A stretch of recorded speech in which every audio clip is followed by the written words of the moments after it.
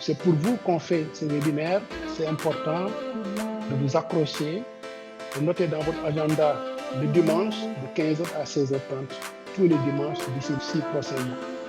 Ce n'est pas évident, mais quand on est dans l'entrepreneuriat, rien n'est impossible. Et vous êtes des entrepreneurs. L'idée, c'est justement de vous entraîner à être des entrepreneurs performants. Donc, je fais un rappel par rapport à ce qu'on a vu la semaine passée. Nous sommes à la 3e semaine actuellement. Lors de la première semaine, nous avions fait une présentation de la plateforme Initiative pour l'emploi et la prospérité, dont l'objectif, c'est de permettre aux PME et porteurs de projets d'accéder à l'information commerciale, à la formation, au coaching, donc à l'accompagnement, et au réseau professionnel de manière gratuite. C'est à vous de vous organiser pour être là tous les dimanches et de vous organiser aussi pour faire un certain nombre de tâches entre 2 dimanches.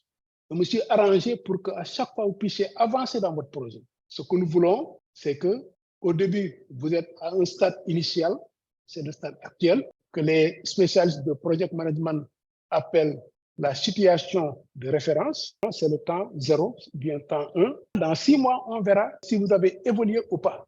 C'est à ce moment-là qu'on pourra faire l'évaluation pour voir est-ce que cette formation a eu un impact positif ou négatif sur vous. Je dois vous signaler qu'il y a eu un véritable rush concernant l'inscription à ce webinaire. Nous en sommes à plus de 500 et quelques, 570 ou 580 personnes qui sont inscrites à ce webinaire. C'est très bien. Maintenant, une fois que vous êtes inscrit, vous n'avez plus besoin de vous réinscrire pour le prochain. Il suffit seulement de cliquer sur le lien, c'est le même lien, et vous accédez au webinaire naturellement.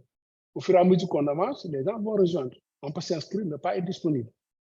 Mais c'est important de montrer quand même qu'on a atteint une masse critique en l'espace de 3 jours parce que c'est le jeudi pratiquement que j'ai commencé à envoyer les invitations et on a eu beaucoup de retours positifs.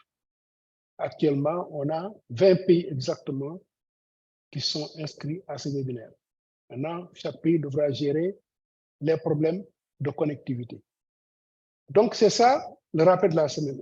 Lors de la première semaine, nous avions dit qu'on allait vous mettre en relation, vous, en tant que PME, en tant que porteur de projet, quelle que soit la taille de votre activité, on va vous mettre en rapport avec des experts de haut niveau.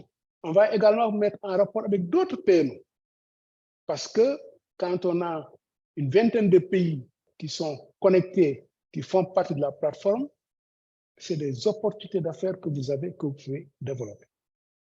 Nous mettrons en rapport également avec la diaspora, parce que pour le moment, on a des inscrits de la France, des États-Unis, du Canada. Peut-être que plus tard, on verra d'autres pays de la diaspora qui vont joindre. En tout cas, la diaspora est là. Nous mettrons également en rapport avec les institutions d'appui.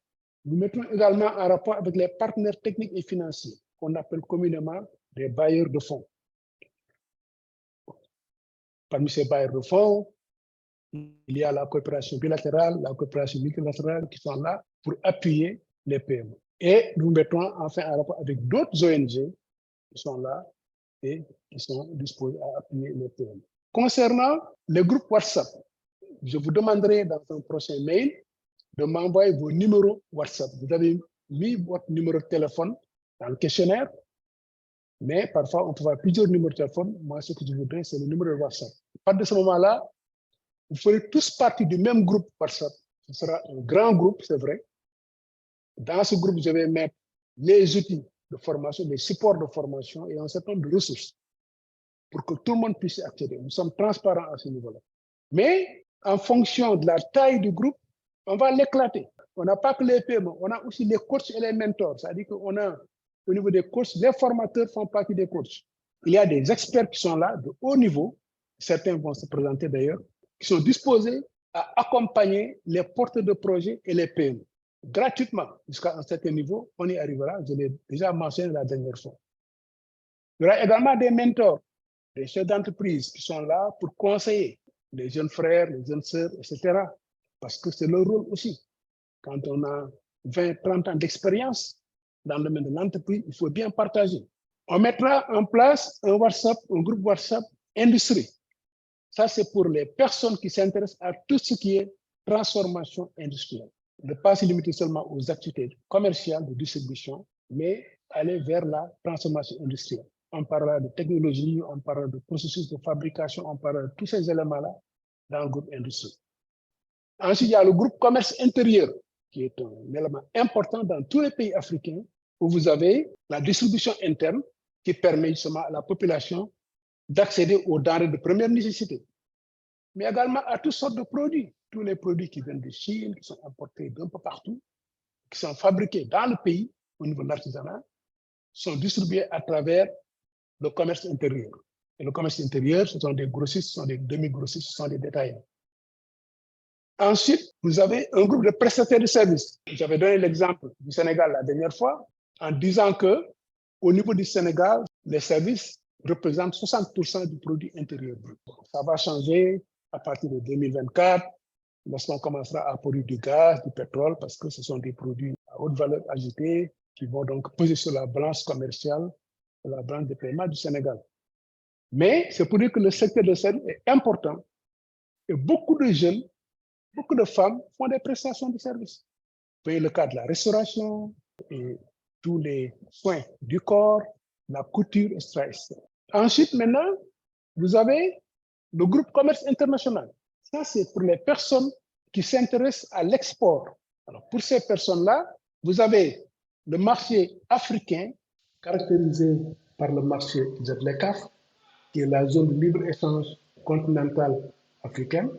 Vous avez le marché européen, le marché nord-américain, le marché asiatique, le marché du Moyen-Orient et d'autres marchés dans le monde. Ce groupe va parler de tout ce qui est export, mais également de l'import, parce que l'échange se fait dans les deux sens.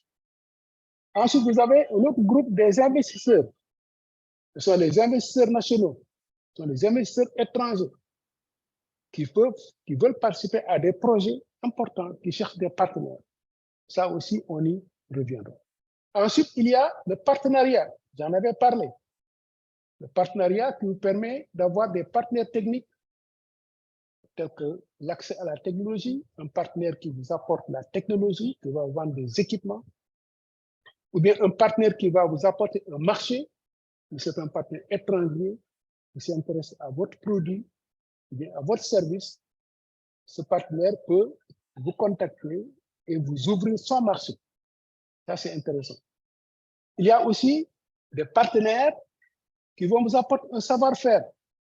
Parce que le savoir-faire, ce n'est pas évident. Dans un continent où on n'a pas la culture industrielle, c'est important d'accéder au savoir-faire auprès de partenaires qui ont une maîtrise de ce savoir-faire. Sinon, vous risquez d'acquérir des équipements dont vous ne maîtriserez pas l'utilisation. Ensuite, il y a les partenaires financiers. Il y a des partenaires qui sont spécialisés dans le capital risque. On reviendra sur tous ces éléments-là en détail quand on fera le business plan. Mais le capital risque vous permet de renforcer votre capital, vous permettre donc de lever des fonds plus importants. Ensuite, vous avez le financement des investissements, notamment le financement des investissements à moyen et long terme. Là aussi, c'est un grand point d'interrogation au niveau des PME qui ont du mal à financer leurs équipements, etc. Et le rembourser à long terme, d'ici 5 à 10 ans par exemple. Ensuite, vous avez le financement à court terme, à savoir le financement des besoins en fonds de roulement. Donc là aussi, on reviendra sur tous ces termes-là, même si ça vous paraît technique aujourd'hui, mais ce sont des éléments sur lesquels nous reviendrons. Un autre élément important de cette plateforme, c'est que nous avons décidé d'accompagner le secteur privé. Donc vous, par le bénévolat, notamment accompagner les jeunes créateurs. Quand on dit bénévolat, ce sont des experts de haut niveau quand même, expérimentés, qui vont vous appuyer, qui vont consacrer une partie de leur temps pour vous appuyer. Ensuite, nous avons les micro-entreprises qui pourront également bénéficier de cet appui à travers le bénévolat. Ensuite, nous avons les TPE. Les TPE sont les très petites entreprises. Donc, toutes ces entreprises-là, que ce soit jeunes créateurs, micro-entreprises, TPE, n'ont pas souvent les moyens pour supporter le coût d'un expert. L'expertise, ça coûte cher, c'est normal. C'est un produit de haut de gamme.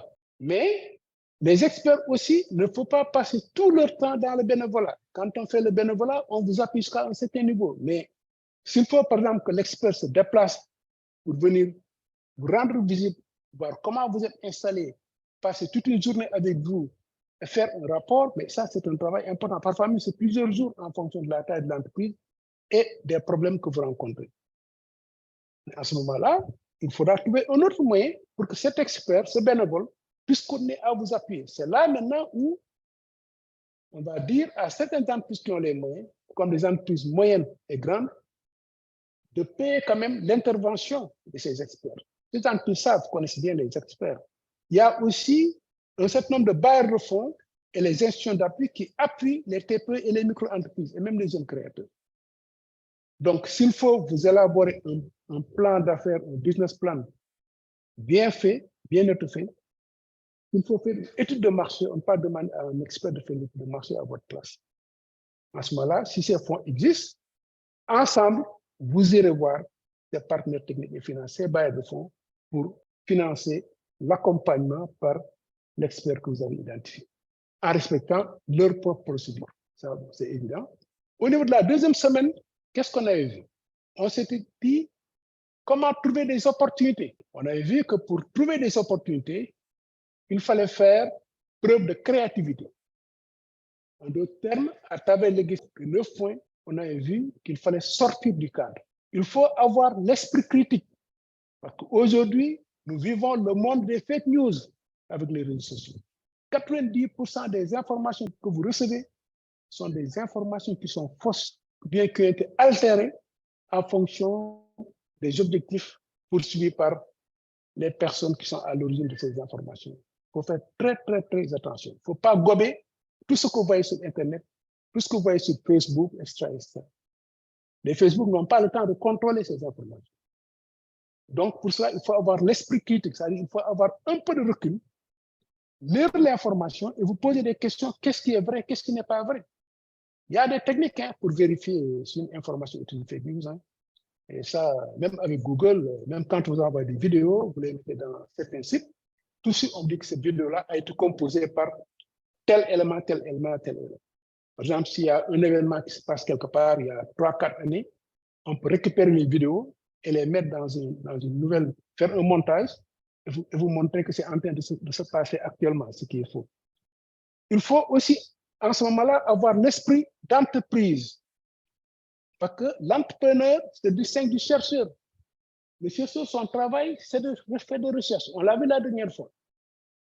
Mais la différence entre l'entrepreneur, c'est que l'entrepreneur passe à l'action, prend les résultats de recherche et crée une entreprise. Et l'entrepreneur performant, c'est quelqu'un qui a le sens de l'observation. On avait dit, comment se fait-il que l'entrepreneur voit des opportunités là où les autres voient des problèmes?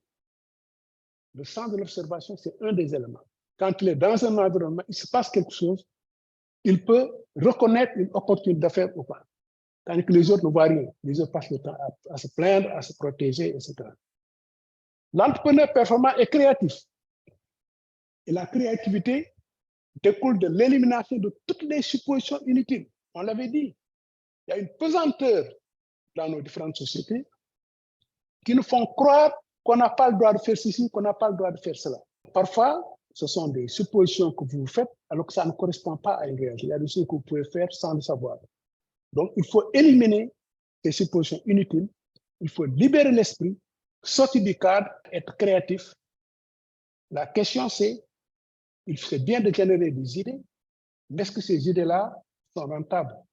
Est-ce que les entreprises seront viables? Mais ça, c'est une autre question qu'on verra à partir de la semaine prochaine.